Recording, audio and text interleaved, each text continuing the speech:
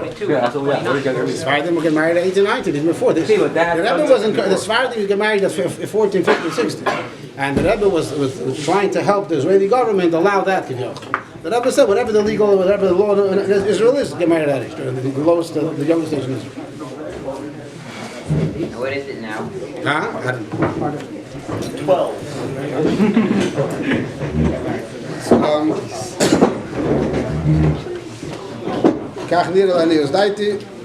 Could I be wrong? Of course. But this is what I think. I strongly feel so. Next. Ready? Weiter. What? Why didn't I get married at 18? Because my mashpim didn't tell me what I'm telling you. Wait, so if your mashpim told you not to, you should be done? If your mashpia tells you not to, then first listen to mashpia. Listen to me. If your mashpia tells you to wait till 25, wait till 25. What the Rebbe said. Meaning that's The Rebbe says to listen to mashpia. It's more important than what I'm telling you. No, not you, but I'm saying if the Rebbe himself said it. There's as far as the if your mashpia tells you to wait till 25, wait till 25. Okay. There's no question about it. But you're asking me now, my opinion. Not your mashpia. I'm just telling you my opinion. If my time would come, there are bachim that are I'm their mashpia, and they'll ask me to get married. I'll say no, wait a little bit, because based on this individual bacher, I think for his situation, he should wait another year. But I think in general, the cap should be to get married as soon as possible. Yeah. But mashpia is the first thing. It's like I'll retract what I said. You have to ask your mashpia what age to get married. And that's but I think that you should get married. And I think your mashpia should tell you to get married. But if it tells you to wait till 19, wait till 19. Is there anything special about the sikhs of Toshin and Alf and Beis? Were they muga by the Rebbe? Yes, they were muga by the Rebbe. Are there something special about them? There's a lot of very special things about the sikhs of Toshin and Alf and Beis. First of all, the pashtus, these are the last sikhs that Rebbe spoke to us, and we heard from the Rebbe. So therefore, it's an understanding thing that the last thing in a person that you didn't see, it's telling you that's the very big, that's a pashtus, mitzat seichel ha-yosher will tell you that. And you want to hear the last sikhs that Rebbe said, the last 2 years. Another very simple svara is that there was a machlekes, there was a kinus of tzach in 770 many years ago, the earlier years, and one of the older chassidim, so tzach is tziri agudas Chabad, and then there's agudas chassidim Chabad. So the tzach, the younger people, they were into biftzoyim and the Rebbe Zafotze. And the older people were about davening and the skafia and that was what they were speaking about the whole time. So there was a kinus of tzach, and the kinus of tzach, so the different people spoke. So the older people, so they were speaking about Avedis Atfila and the Bittul and the skafia. That's the ikar. And then Rabbi Avraham Yor came onto the stage, and Rabbi spoke, and somebody said that when you're cooking something, so it sits on the stovetop for an hour, 2, 3, or in the oven, and it's cooking at the end, the last minute, then it's fartig, then it's ready to go and eat now. So he said, the Chassidus Chabad was for hundreds of years, Aved, Bitlis, Kafe, and now it's time to do Pel Mamish, Afas Sayadas. So that was the thing that he said, and Avram Yor davened by Riches till the last day of his life, but he understood that the Iker is today, David is a Mitzvah. With the same concept as the Rebbe spoke for Sikhs for basically just over 40 years. And these the last Sikhs the Rebbe said, the Pashas, this is the Maskon of what the Rebbe is saying all the years. So another simple svara why these years are so special, because these are the Sikhs that this is the Maskon of what all the Rebbe said. And every single Sikh in Alpha Base, the Rebbe always references what he said before. There was always, based on what was all said, that this is the Maskon. Another thing is the Rebbe himself said about the Sikhs of the Friedricher Rebbe, that these Sikhs, the last Sikhs of those years, so the Rebbe spoke, said clearly the same message about that. So when Meilitz understood that the Rebbe said about the Friedricher Rebbe, something applies by us. So therefore, from all these reasons, it is very, very special. The Neisif Al-Kozeh, the Teichen of these Sikhs are also very special. The Yanam of Gula Mashiach. At the same time, they're very hard Sikhs to learn, but it shouldn't stop a Bacher from learning them to the best he can. Yes? Also the Shabbos ones are Muga? With the Shabbos ones, Muga. Yeah. All the Sikhs are Muga, of course. All Sefer Sikhs are on the basis. Whatever Sefer HaSikhs is completely Muga. Whatever Sefer HaSikhs is Muga. Sefer HaSikhs after Shabbos, they were sitting, they would write down the Sikhs. So Rabbi Lu was here, he spoke about it. So there was 2 groups of Sidna who would write down the Sikhs, a lot of politics in between them, but whatever, one wrote in Hebrew, one wrote in Yiddish, and then they wrote them gave it to the Rebbe, 1 week in Hebrew, 1 week Yiddish, or Lahak I should say, 1 week Yiddish, and then the Rebbe was Magiyat, and that's Muga, 100%. So is it true, some people say it was just left on the table next to the Rav Dafka that you looked at? Once you start saying that, you can take the Sefer and throw it in the garbage. Once you start making these bomb licenses, and it's all bomb licenses. These are Muga Dechisach 100%. It's not, that's ridiculous. It's all bomb licenses. The people that do that are Pashat Bikus. And tackle like that. They tackle to the 10 garbage. It's Muka 100%, just like Teda Bisin, that's the same exactly. I heard a lot of Lashon Hara about it, and I was invited a lot of people. Jaime was here today. He was involved. You can ask him. We'll take the same. He was involved in the Yeah, the whole thing, an hour. Huh? He was there. There's a teacher in this issue which said that it's a... I spoke to that teacher and explained to him. He didn't make it up. Here's from other people. There's copies online now. There's pictures online. You can see it on the good.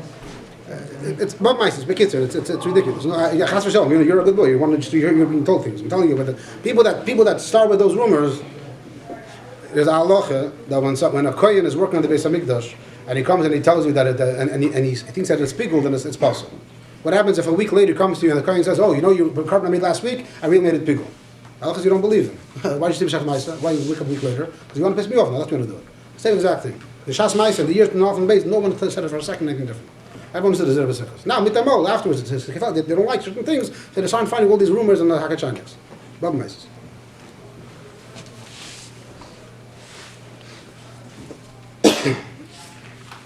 Are there any real tzaddikim alive today? Where? Me. Well, that's your answer.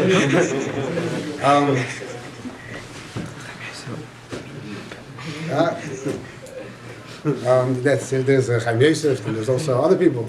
It's Medi Bam. But the answer is yes. Ari Barber too. J.J. Hecht also. There are tzaddikim, there has to be tzaddikim. The Gemara says there's Lamed Vav tzaddikim in every generation.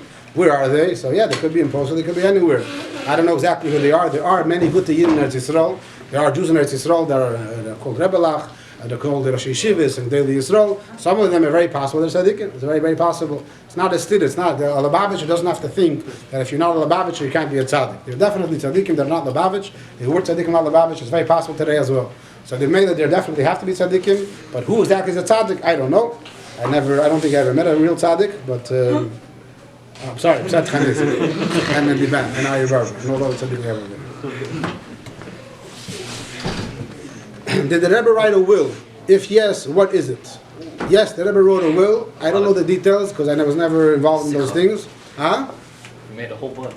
No, but the Bachram being about a will. There's actually a video online. The lawyer that was involved in writing the will after shevat. Now this kufa right now. In the shiva of shevat, the Rebbe called the lawyer to the house, and the Rebbe discussed with him all the what's called the will. The Rebbe made it signed, and the Rebbe asked the Rebbe who should be in charge of everything. And if I'm not mistaken, he said Rabbi Krinsky. And then afterwards, the Rebbe said, so he asked the Rebbe, and if he's not around, then who should be the next person? I think he said Rabbi Shem Tov, I'm not sure, but it's a clear will. As far as I know, that's what it is. There's a video online. You can see the lawyer. Huh? Who inherits everything? I never saw the will. I never was involved in but I know that I saw this video. The lawyer, he seems like he's Masiach Avitomei. He's just saying as a fact. So what happened? He was a friend of Nat Lewin, who was more involved in Davis, so they got him involved. Right. What the other one? Huh? They got it some of them. I don't know. I don't know what the other ones. I know there's a lot of other ones. I don't know. This I know. The Rebbe definitely wrote a will. Which I remember. I heard that my grandfather, the Rebbe asked him who wants to write a will. My grandfather, the Rebbe, I don't hear about such things. The Rebbe said, "Fine, get somebody else." So that's what I heard of this. So the Rebbe and the Rebbe Vash, the Rebbe called this other person. Why is learning Chassidus important? And our Mashpim teaching Chassidus correctly. So why is learning Chassidus important? So there's a Sikha in Chedek Lamed. You test Kislev, every Bocher should learn the Sikha. The Rebbe talks about learning Chassidus. There's also another Sikha in Chedek Chav, similar, but this one is in a way easier. And the Rebbe brings two basic explanations why we learn Chassidus. One explanation is that when someone is more ill, he needs more chizuk. So therefore, in our generation, there's a bigger Yitzhahara, we need more chizuk, and Chassidus gives that chizuk. And the second of all, the Rebbe says that before Mashiach comes, there's going to be certain inyanim of Mashiach that are already being revealed beforehand, and therefore, since we're right before Mashiach, Chassidus is revealed, and that's why it's necessary as a chana for Mashiach. Are Mashpim teaching Chassidus correctly? Yes, they're teaching correctly. There's a big movement today to make fun of the system, and the system is terrible, and everything is messed up, and they don't know how they're teaching, and so on. I don't think so. I think the system is good. I think everything is the way it should be. You're part of it. Well, correct. And those that are not a part of it are the ones that are complaining. Correct. So, but I'm not afraid to argue the system. What are you unhappy exactly with people teaching Chassidus? So some people. The problem I think with Derech Kol is that Bachrim aren't interested. I had a Bachar in Yeshiva. I say the story all the time. That he was in Yeshiva here. He didn't really do so well. He went to a different Yeshiva and he did a lot better. And one time he came back to visit, and he spoke to him, and he said, you know why I didn't do well in your yeshiva? Because there's certain prakim in Tanya, which I went to that yeshiva, I went to over there, and those prakim in Tanya had an effect on me. And I told him, we taught you those prakim in Tanya here as well, and I showed him, we taught those prakim. Right? When he was here, he didn't pay attention, he wasn't involved, he wasn't interested. And over there he was older, it was with the yeshiva there, and he got more involved, so he was interested, so he paid attention. So the Chassidus was taught the same way, it was the same parak in Tanya. It's just over there he learned it and he cared to learn it, and that's why it had an effect on him. Now, when he didn't care, it doesn't have an effect on him. What? I think he told me, I think he meant the ones, no, Chavav, Chavzayin, Chavches, Chavdes Lamed Lam Lav. Those are the Bam Prakim. Tres Chidas, these are the Sweet Chidas. Was Yesifun a bad person? Why or why not? As far as I understand, Yesifun was a bad person, he was a traitor. Yesifun was a general of the Jewish army in the times of the second Beis HaMikdash, and he realized that he's losing the battle, so instead of giving up, instead of fighting to the finish, he gave himself up, and he ended up helped the Romans conquer, and he gave a lot of secrets, and later became a close confidant. I said it right? Confident. What's up to you? Don't know. Confidant.